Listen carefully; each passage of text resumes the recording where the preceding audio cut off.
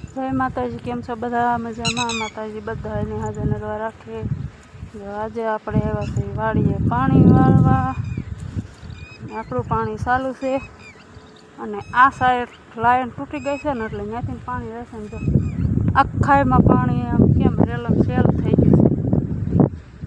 એટલે આટલામાં આપણે 2-3 કેરા પાવાના નથી, કેમ કે લાઈન તૂટી ગઈ છે. ત્યાંથી પાણી વહી જાય છે. જો કેટલું પાણી વહી ગયું છે.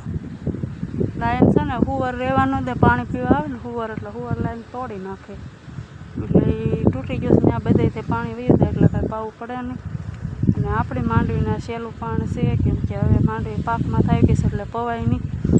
સહેલું પાણી પાઈ દેવી, પછી માંડવી કાંઈ પાવાની છે નહીં.